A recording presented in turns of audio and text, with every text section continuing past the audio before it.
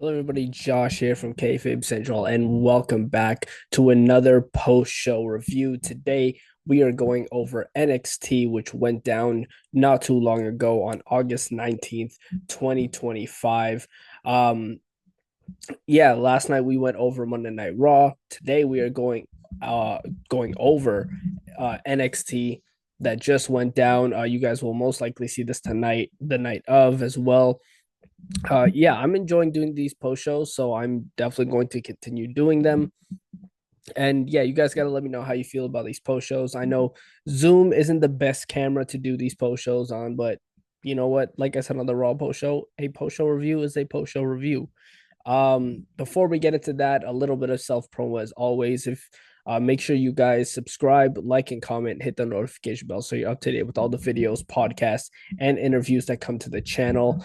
Make sure you subscribe to the Ko-Fi page. It's $5 minimum to subscribe to the exclusive wrestling content tier. It would help me out a lot if you guys could subscribe to the Ko-Fi page. I posted my NXT predictions earlier in the day on there on the exclusive wrestling content tier, so you get all sorts of wrestling content on that tier, of course.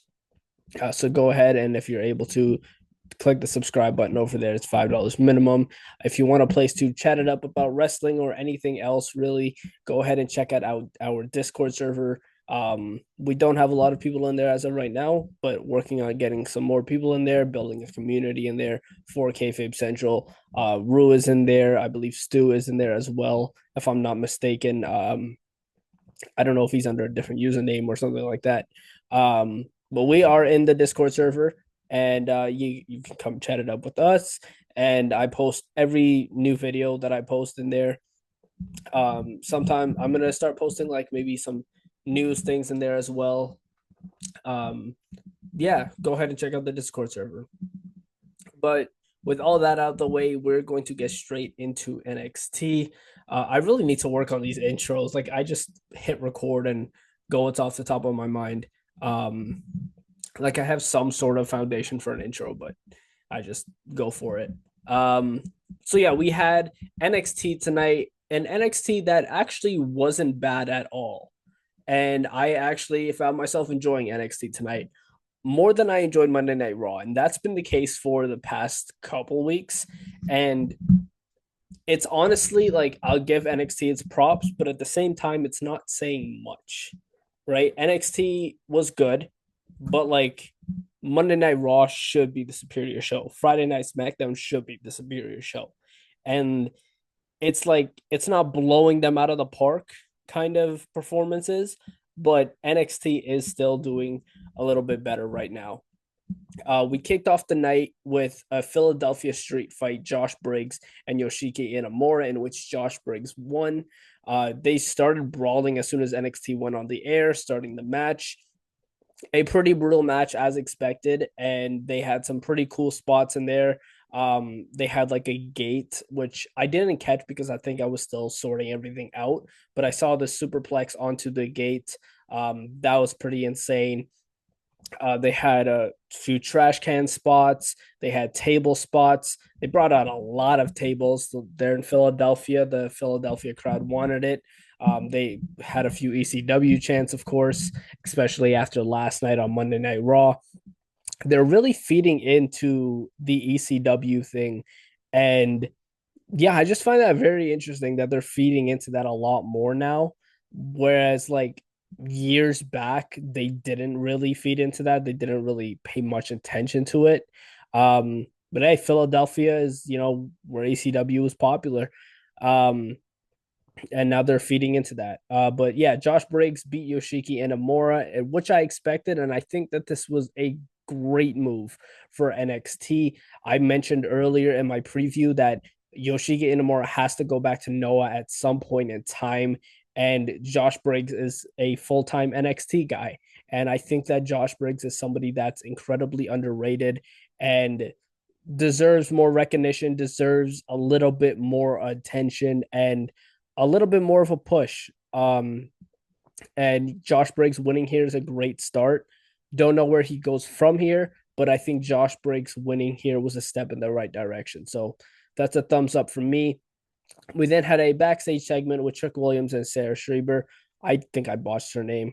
Um, but he's pretty much just telling her that Javon Evans is not on his level and that he's a little kid and this is a grown man sport, and told Evans like through the camera that he's going to bounce him back to high school since Javon Evans likes to get bouncy. Um, I don't know. The word bouncy was used too much in this promo. um, but yeah, Trick Williams was appearing confident in that promo. Nothing really special happened there. We then had Ricky Saints defeating Jasper Troy by pinfall. Again, I expected this. And I pretty much called it straight down the line. I said that this match is going to be Jasper Troy just dominating most of it. And then towards the end is where Ricky Saints is going to get a bit of momentum and come back and end up winning the match. And that's exactly what happened. So, yeah, Ricky Saints wins. He had a bit of a stare down with Josh Briggs as he was making his entrance, so that may be the next rivalry, Ricky Saints and Josh Briggs, which should be an interesting rivalry. I don't. A lot of people were saying that Ricky Saints should be called up to the main roster. Um, I don't know. I don't know. It seems like he still has some stuff to do left to do in NXT. I don't think he's gonna get called up for a little while. If anybody is closer to getting called up, it's probably Ethan Page. But yeah, thumbs up for me for this match. In terms of the outcome, the match itself was fine. It was generic. It's exactly what I expected. Um, we then had a backstage segment with Hank and Tank talking to Ava. They were asking like if who they're gonna face at Heat Wave and what's gonna happen at Heat Wave. Ava says she doesn't know yet. But then the personal concierge and the Elegance brand interrupt. Hank and Tank leave the locker room. The personal concierge is pretty much just saying that he doesn't think that Masha Slamovich should be the special guest referee for the match that happened later on in the night. Ava says it doesn't matter. It's happening. Masha then walks in with the referee shirt on, shakes Ava's hand, and the personal concierge just thinks that she's up to no good. We then had the Jordan Grace and Blake Monroe promo. I didn't really enjoy this promo. There wasn't really much to it. Um, it kind of went down similar to what I had in mind. Not exactly how I called it, but Jordan Grace came out. She pretty much just said she's having a hard time adjusting to the WWE, style of things, and she's never had somebody prey on her insecurities like that before. Blake Monroe comes out with a bunch of security guards. One dude who looks absolutely jacked. And like I was like, okay, usually it's just like the smaller guys that they use. And um as somebody who used to be like who has been used as an extra security guard for TNA, like all the guys were like around my size, and it was like, okay, this is new. They're using this big guy, which it makes sense until the end of this segment because Blake Monroe pretty much said there's a no contact clause and that if Jordan Grace hits her, the match is off at Heat Wave. But then Grace took out the security guards, including the big jacked one. And so I was like, okay, that's cool. And like he was like Jordan Grace looked small to compare to him. That's the size differential I'm talking about. And yeah, that was just a little thing that I noticed. Um, but yeah, Jordan Grace takes out the security guards. Blake Monroe runs away. Pretty standard stuff there. In terms of the promo and the things that were said, it was pretty generic as well. Nothing too interesting happened there. We had a backstage segment with Javon Evans with Sarah Schreiber and says Trick Williams is goofy and that he's going to whoop that trick tonight. So pretty much just a confident Javon Evans ahead of the match, ahead of the main event match later that night. We then had Fatal Influence defeating the Elegance brand by pinfall with the special guest Mash Slamovich. The match early on, the personal concierge was thrown out because he got involved. Towards the end of the match, I believe it was Ash by Elegance that had a pin, and Mash Slamovich was distracted by things going on the outside. I can't remember who was fighting on the outside, but she was distracted by that and missed the count. And then I believe it was Jasmine Nix who kicked out because Masha took too long. JC Jane that got tagged in, hit Ash with I forget what her finisher is called, but hit her with that, and then picked up the win for Fatal Influence. This match was a lot better than I was expecting it to be. I didn't expect a lot from this match, and this match delivered more than I thought it was going to. So kudos to all six women in this match. They did a phenomenal job and really got me interested in this match when I didn't think I was going to be. So yeah, good match, thumbs up all around. And yeah, I if this match didn't end in a disqualification, I was pretty confident that they would give the win to Fatal Influence here, and which they did. So that was that. We then had a backstage segment with Charlie Dempsey trying to give Kendall Gray some advice. And, Kendall Gray was, not having it because Charlie Dempsey was being a little bit rude about it. Ren Sinclair entered the frame and pretty much said, Kendall Gray is an undefeated amateur wrestler. She's fine. She's going to be fine. Charlie Dempsey said like he would be like 600-0 in amateur wrestling if he did it. The Culling then came into the shot and said, there's no saving you two. Then Dempsey made a 2-on-1 challenge on behalf of Ren Sinclair towards Tatum Paxley and Izzy Dame. And then obviously Ren Sinclair didn't like that. And, she got a little bit upset at Charlie Dempsey. That was that. We then had the peace treaty between Chelsea Green and Ethan Page and Tavion Heights and Tyra May Steele. Completely forgot the names and I had to look over at my screen for a second. This was whatever. It's exactly what I expected it to be honest. I like Ethan Page. I like Chelsea Green. I love both of them. I haven't seen enough of Tyra May Steele and to like really get behind her. Tavion Heights is a great in-ring competitor, and he had a pretty solid promo in there too. He's doing a lot better on the mic than I thought he was going to. So he's showing out a little bit. I think he has quite a bit of potential in there. I couldn't really get behind Tyra's promo though. I just didn't feel the enthusiasm from her. I didn't. Yeah, I don't know exactly what it was, but I just didn't like her promo all that much. But yeah, then it ended not peaceful. They started arguing, yelling at each other. Ava then came out and said, next week it's going to be a mixed tag team match between you four. And then a brawl broke out with Tavion Heights and Tyra May Steele coming out on top, putting in the ankle lock, and then Chelsea Green and Ethan Page just scrambled away. Oh, my phone almost fell. We then had a backstage segment with Ricky Saints talking to Miles Bourne about Josh Briggs. And that was that. Lexus King came into the frame to talk to Bourne, and then Ricky Saints just left. Lexus King apologized to Miles Bourne. He said he doesn't know how he was able to compete being deaf and blind. And Miles Bourne was like, I'm deaf, but I'm not blind. And then Lexus King sprayed mace in his eyes and said, well, now you are. Um, yeah, this feud I'm still not getting behind. I think it's just stupid. And I think this just is making Lexus King look stupid. Um, yeah, I don't know. And I like he just recently was on Evolve too. I don't know if he still is. I haven't been keeping up with Evolve. Um, but yeah, Lexus King and Miles Bourne are still going at it. I don't know what's going to happen with that. If they're going to have a match at Heat Wave, I know they were going over the card. I don't know if they announced something for Heat Wave, and I didn't catch it because I was too busy, typing stuff on the website and doing coverage and all that. So I didn't catch all that. We then had another backstage promo with Lola Vice and Kalani Jordan talking to each other, and then got interrupted by Lash Legend. She told Lola Vice how she lost at Triple Mania. And then she said that she's the closest to the NXT Women's Championship, not Jada Parker or anybody else. And that was that. She walked off or whatever.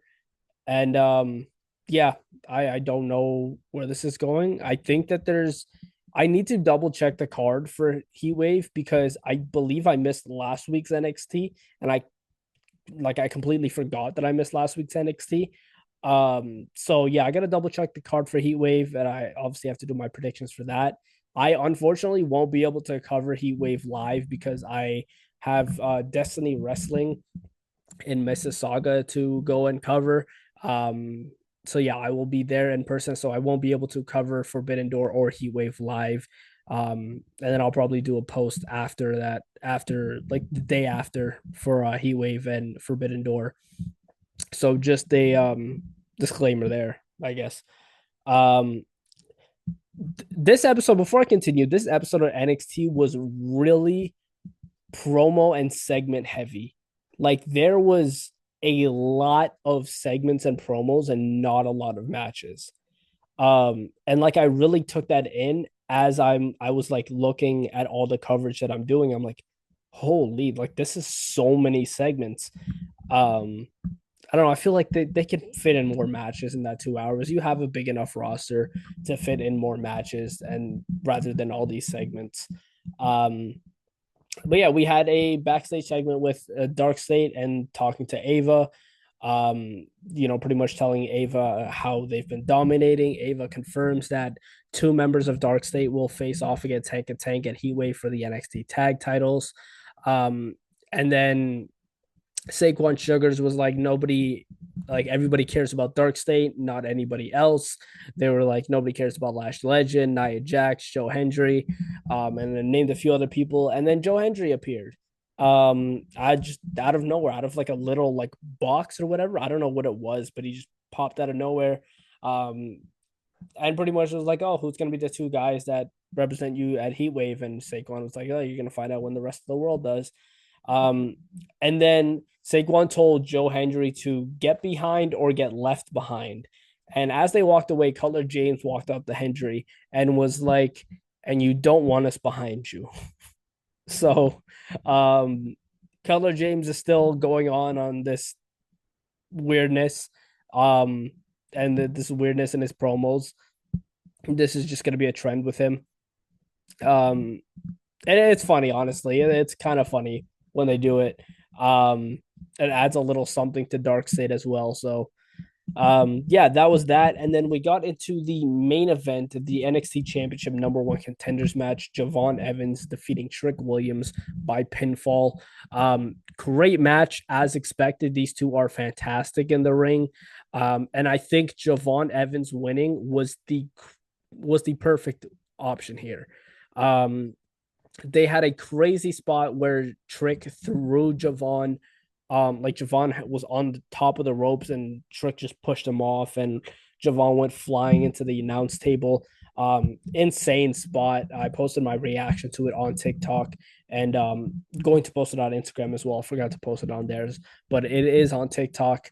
Yeah, Trick Williams dominated most of the match. Javon Evans was bleeding, but then Obafemi was sitting up and like above the crowd or wherever.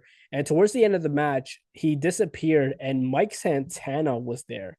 And that distracted Trick Williams, threw him off his game a little bit, and it allowed Javon Evans to hit a cutter and then hit another one and then pick up the win. And Javon Evans is the number one contender for the NXT Championship.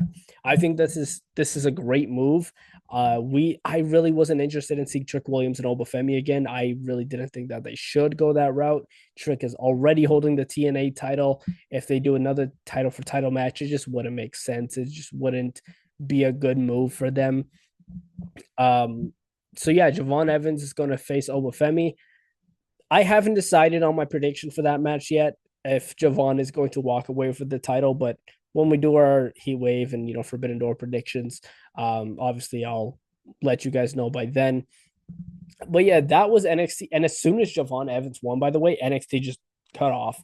But I think on the CW network, from what I heard, the news is right after. So they have to end exactly at 10 o'clock. So I guess that's what happened. They went right to 10 o'clock and then it just ended. Um, but yeah, solid show for NXT tonight. I enjoyed it. I didn't really have a moment where I was bored other than like maybe the Jordan Grace and Blake Monroe segment. Um, yeah, other than that, it was a really solid show. I enjoyed it.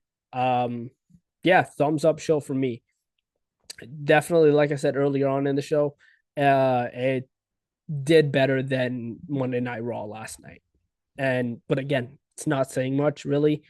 Um, Let me know what you guys thought of NXT tonight. What you think is going to happen at NXT Heat Wave. You can let us know your predictions in there. You can let us know in the Discord server as well if you want to go ahead and join that up. You can also let me know on the Ko-Fi page on the exclusive wrestling content here. It's $5 minimum to subscribe to that. You can go check out the Kayfabe Central website. All my coverage posts and articles are all posted on there. So go ahead and check that out as well. Make sure you subscribe to the channel, like, comment, hit the notification bell so you're up to date with all videos, podcasts, and interviews. Make sure you go follow me on Spotify as well. All the other podcasts are going to be on there. I'm not going to put the post shows on there.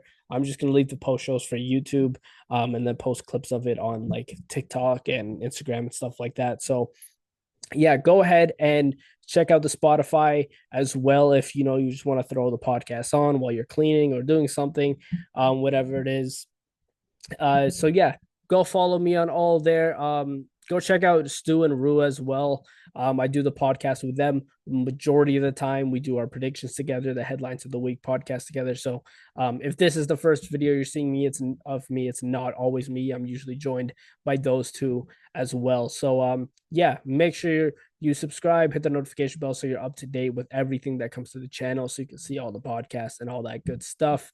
And that is it for me for this NXT post show. I will see you guys tomorrow night for AEW Dynamite's post show, and I will see you guys then. Take it easy.